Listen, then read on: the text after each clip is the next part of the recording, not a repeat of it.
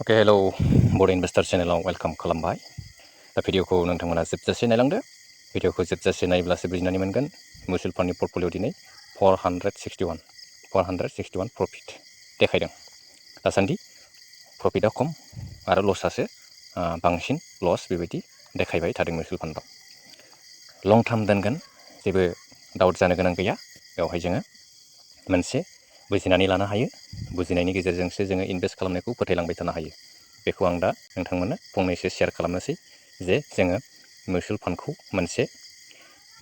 जोङो मोनसे passive income हिसाबै पेसिभ इनकाम सर्स हिसाबै जोङो मा खालामनांगौ इनभेस्ट खालामनांगौ बेवहाय।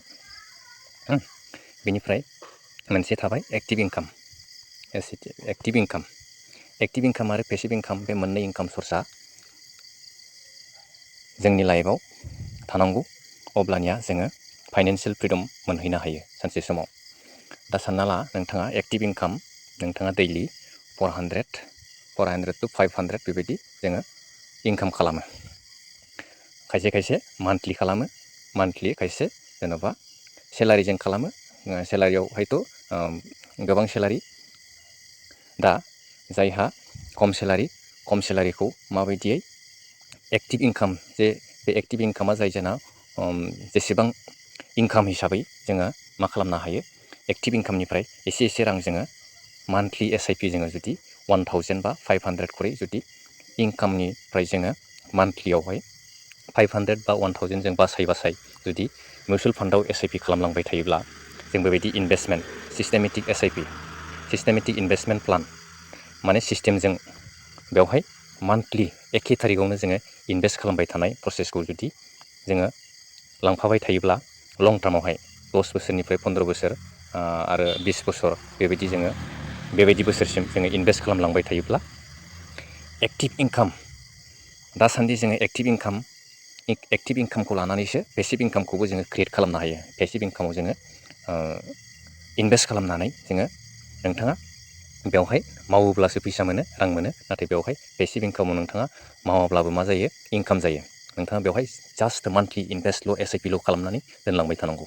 SIPआबो मा मान्थलि नोंथाङा मबाइलनि थ्रुयैनो नोंथाङा मबाइलाव ब्रकार एकाउन्ट खुलिना लानानै नोंथाङा बेवहाय नोंथांनि मबाइलावनो नोंथाङा मान्थलि SIP खालामनो हायो, इनभेस्ट खालामनो हायो, रां दोनथुमलांबाय थानो हायो। बेनिफ्राय नोंथाङा बेखौ जुदि 10 बोसोर 15 बोसोर दोनोब्ला बे राङा नोंथांनि एक्टिभ इनकामनिफ्राय एसे बासायनानै मास मोनसेयाव 1000 2000 बा नोंथांनि इनकाम हिसाबै नोंथाङा बेसेबां दोननो हायो बेबायदि हिसाबै जुदि इनभेस्ट खालामलांबाय थायोब्ला नैबे जाबाय पेसिभ इनकामा नोंथांनि एक्टिभ गैयाब्लाबो नोंथाङा मावाब्लाबो नैबे पेसिभ इनकामा नोंथांनो इनकाम खालामनानै होबाय थागोन। जुदि बेवहाय SIP जुदि लं टार्म जुदि इनभेस्टमेन्ट खालामलांबाय थायोब्ला कम्पाउन्डिं जायो। बेवहाय गुबुन प्रसेसआव कम्पाउन्डिं जानायनि लामाखौ नुहुराखै। दा गोबां इन्डियान इनभेस्टारफ्रानो इन्डियायावहाय गोबां बुजिनाय मिउचुवेल फान्डनि बागै गोबां मानसिफ्रा रोंनाय जाबाय। बेवहाय इनभेस्ट खालामै कम्पाउन्डिं इनकाम खालामगासिनो दङ। फ्राय 15%खौ गोबाङानो मा खालामो हमनानै लायो। 15% खरै मिउचुवेल फान्डआव कम्पाउन्डिं हिसाबै जुदि इन्टारेस्ट मोनोब्लाबो बारायनाय सुद हिसाबै जोङो नोंथांनि राङा डाबल बा 2 गुन 3 गुन 4 गुन 5 गुन बेबायदि डाबलनि सायाव डाबल बेबायदि जोङो रां बानायहैनो हायो। बेखायनो नोंथाङा दा अबस्थायाव एक्टिभनिफ्राय नोंथाङा फैसाखौ जुदि एसे मान्थलि इनकाम इनभेस्ट खालामलांबाय थायोब्ला नैबे पेसिभ इनकाम सर्स हिसाबै जाना थालाङो। बेवहाय नोंथाङा इनभेस्ट खालामबाय जेन'बा हमना ला 10 बोसोर 15 बोसोरसिम। अब्लानिया नोंथाङा नैबे एक्टिभ इनकामावहाय एसेबां जुदि बोलो गैयै जाहैबायब्ला नोंथाङा रिटायारमेन्ट लानानै बेवहाय एक्टिभनिफ्राय नोंथाङा जुदि एक्टिभजों नोंथाङा इनकाम खालामनो हालाब्ला नोंथाङा पेसिभनिफ्रायनो मोनबाय थानाय मोनसे लामाखौ नुहुरो। बेवहाय इनभेस्ट खालामलांबाय थायोब्ला नोंथाङा फोथायनाय लानांगोन आरो बुजिनानै लानांगोन आरो बुजिनानै नायनो सेस्था खालामनांगोन। जोङो एक्टिभ इनकामल' खालामनानै गोबाङानो एक्टिभआव जेसेबां नोंथाङा खस्थ' खालामनानैसो मोनबाय आरो खस्थ' खालामाबाथ' मोना। खस्थ' खालामनानै फैसाखौ दिनैनो मोननानै दानो जोङो जुदि फोजोबनानै लाजोबोब्ला उन समावहाय जोङो फिउचारावहाय नोंथाङा हायै बोलो गैयै समावहाय नोंथाङा अब्लानिया गावबा गावनो खस्थ' मोनहैनो गोनां जायो रांनि बिथिङावहाय। बेखायनो जोङो पेसिभ इनकाम सर्स हिसाबै जों मोनसे आरो इनकाम सर्स खालामनानै लाबावोब्ला जोङो एक्टिभ इनकामखौ जोङो बै समावहाय मावहैनो हायाब्लाबो पेसिभ इनकामानो नोंथाङा बिना खस्थ'यै नोंथाङा मावाब्लाबो पेसिभ इनकामानो नोंथांनो रेगुलार इयारलि मान्थलि नोंथांनो इनकाम देखायबाय थागोन, बेवहायनो नोंथांनो रां आरजिनानै होबाय थागोन। बेबायदि जोङो बानायनानै लानो हायो। बेखौ दा आंसो बुजिनानै लादों। नोंथांमोना बुजिया आङो बेवहाय शेयार खालामदों। जे बुजियोब्ला नोंथांमोना मोजाङै जुदि सोलोंनानै गोबां नलेजफोरखौ लानानै जुदि इनभेस्ट खालामोब्ला जों गावबा गावनो बुजिया उनावहाय इनभेस्ट खालामलांबाय थायोब्लानो फोथायनो हालांगोन बेवहाय। बेखायनो आं दा फोथायनायजों इनभेस्ट खालामलांबाय थादों आरो जेसेबां गोबावसिम हायो एसेबांसिम इनभेस्ट खालामलांबाय थागोन। आनलिमिटेड इनभेस्ट खालामलांनो हायो जों बेवहाय। सम खायालासेनो जोङो नोंथाङा 10 बोसोर, 15 बोसोर, 20 बोसोर नोंथांनि गोसो मथे बेवहाय जोङो इनभेस्ट खालामलांबाय थानो हायो।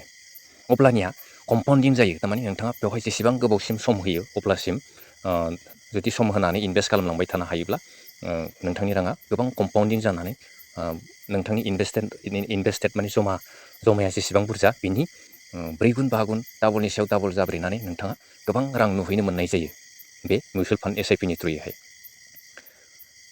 बेखायनो जोङो एसे हायाब्लाबो इनभेस्ट खालामलांबाय थानो हायोब्ला जोङो सानसे समावहाय फाइनान्सियेल फ्रिदम जाहैगोन गावबा गावनि लाइफआव। अब्लानिया जोङो बै समावहाय मावाब्लाबो जिरायनानै जोङो सानफ्रामबो पेसिभ इनकामनि थ्रुयै जोङो नोंथांनि इनकामखौ नुनो मोनबाय थागोन नोंथांनि पर्टफलिय'आवहाय, नोंथांनि एकाउन्टआवहाय। बेनिफ्राय नोंथाङा गोसो मथे बै समावहाय दिहुननानै लानो हायो, बा दिहुनालासिनो माखासे रांफोरखौ नोंथाङा इनभेस्ट माने उइद्र' रिडिम खालामालासिनो मा खालामनो हायो, SIP स्टप खालामनानै नोंथाङा इनभेस्ट खालामनो हानाय एक्टिभ इनकामाव जुदि नोंथाङा हालाब्ला, एक्टिभ इनकामखौ जुदि नोंथाङा मावनो हालाब्ला पेसिभ इनकामखौ नोंथाङा एक्टिभ इनकाम हायै समावहाय माखासे रिडिम खालामनानै नोंथाङा माखासेखौ नोंथाङा गारनानै दोनजायो। बेयाव माने इनभेस्ट खालामनानै दोनजायो। माने बेवहाय जोङो मान्थलि SIP खालामालासिनो स्टप खालामनानै बेखौ मा खालामनो हायो, बारायनो होबाय था। जेसेबां बोसोरसिम बारायबाय थादों बेखौ जोङो इनभेस्ट खालामालासिनो बे रांखौ जोङो मोनसे लामसाम हिसाबै जोङो मिउचुवेल फान्डआव इनभेस्ट खालामनानै दोनोब्ला बे राङा नोंथांनो पेसिभ इनकाम हिसाबै रांखौ नोंथां बारायनायखौ नुलांबाय थागोन। बेवहाय जोङो स्टप खालामनानै उइद्र' रिडिम खालामालासिनो दोनबायबो थाजायो। नोंथाङा गोबां बुरजा कौटि थाखा जुदि नायनो लुगैदोंब्ला बेवहाय जोङो इनभेस्ट खालामनानै दोनबाय थाजायो। माने जोङो SIP खालामालासिनोबो स्टप खालामनानै नोंथाङा इनभेस्ट खालामोब्ला नोंथांनि राङा बारायलांबाय थागोन। सानसे समाव कम्पाउन्डिं जालांबाय थागोन। बेवहाय जेबो गिनो गोनां गैया। लं टार्मावहाय जोङो मिउचुवेल फान्डआव गिनो गोनां गैया। दा जोङो मार्केटनि माखासे मिउचुवेल फान्डनि जोङो ग्राफ आरो माबाफोरखौ जुदि बेफोरनि ग्राफ आरो थांखांनाय चार्टफोरखौ जुदि नायोब्ला, टटेल रिटार्नफोरखौ नायोब्ला जोङो नुनो मोनो, थांनाय बेसेबांबा बोसोरनिफ्रायनो बे कानाडा स्मल केप फान्डआ जुदि अपेनिं जादोंब्ला, बे मिउचुवेल फान्डआ जुदि मिउचुवेल फान्डआव इनभेस्ट खालामदोंमोनब्ला दिनैसिम बे राङा बेसेबां बुरजा जाबायमोन। नोंथाङा जुदि बै समनिफ्रायनो 10 बोसोर सिगांनिफ्रायनो जुदि इनभेस्ट खालामबाय SIP दोनबोनाय थादोंमोनब्ला नोंथांनि राङा दिनैसिम गोबां बुरजा रां जाबायमोन। बेवहाय जोङो ग्राफनि एनालाइसिसफोरखौ नायोब्ला 29% बे मिउचुवेल फान्डआनो एसेबां बुरजा रिटार्न होदों। बिनिफ्राय जोङो मान्थलि हिसाबै नायोब्ला, दा जों मान्थलियावहाय जेबो हमनानै मोना। मान्थलियाव दावखोलाय बेबायदि मिउचुवेल फान्डआव कम्पानिफोरावसो इनभेस्ट खालामनानै दोननाय जायो नालाय, बेखायनो बै कम्पानिफ्रा दावखोलायखौ जाखाबाय थायो। मास मोनसे मोननैयाव जों जेबो पात्ता मोना। बेखायनो जोङो लं टार्म दोनोब्ला आरो लं टार्मनि रिटार्न्सफोरखौ नायोब्ला बेखौ जोङो फोथायनानै मिउचुवेल फान्डआव इनभेस्ट खालामलांबाय थाजायो। माखासे मोजां मिउचुवेल फान्ड जोङो हिस्ट्रिफोरखौ नायनानै जोङो इनभेस्ट खालामनो हायो। बेखायनो मिउचुवेल फान्डखौ बुजिनानै लाग्रोनांगोन। आं बेवहाय जेबो रेकमेन्डेसन होआखै। आंनि पर्टफलिय'खौ शेयार खालामनायनि थांखियानो जाबाय एसे माने नोंथांमोना जुदि नुफ्लांदोंब्ला आंनि पर्टफलिय'नि गेजेरजों एसे सोलोंनानै लानो हागोन।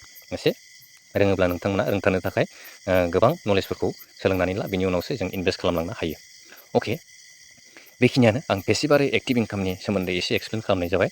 जोङो गिदिर रां नुहैनो थाखाय, गिदिर रां बानायनो थाखाय बेबायदि प्लेन लायाब्ला जोंनि आखायाव राङा थाया, माने खरसा जाबाय थायो।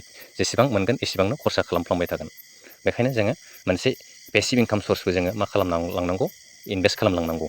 बेयो जाबाय नोंथाङा मावाब्लाबो नोंथांनि एक्टिभ मावनायनिफ्राय एसे आग्लायनाय रांखौ नोंथाङा जुदि बेवहाय इनभेस्ट खालामलांबाय थायोब्ला बे राङानो नोंथांनो एक्सट्राहै नोंथाङा जेबो खस्थ' खालामालासिनो हारसिंनो बियो राङा बारायनानै थाबाय माने बुरजा रां बानायनानै होगोन सानसे समावहाय। बेबायदि मोननै इनकाम सर्स थायोब्ला नोंथाङा सानसे समाव फाइनान्सियेल फ्रिदम जाहैनो हागोन। रांखान्थियाव नोंथाङा खस्थ' जाहैनाय नङा। बेखौ आं दा साननानै लायो, आंसो साननानै लादों दा।